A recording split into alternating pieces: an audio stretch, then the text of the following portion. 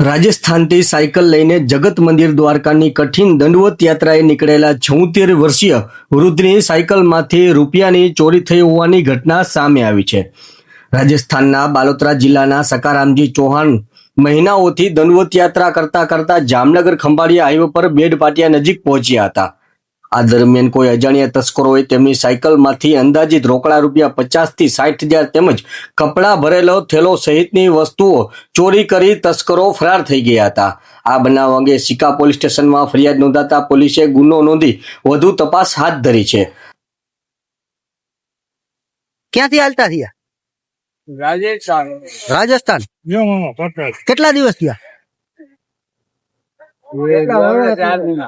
4 महीना हो गए.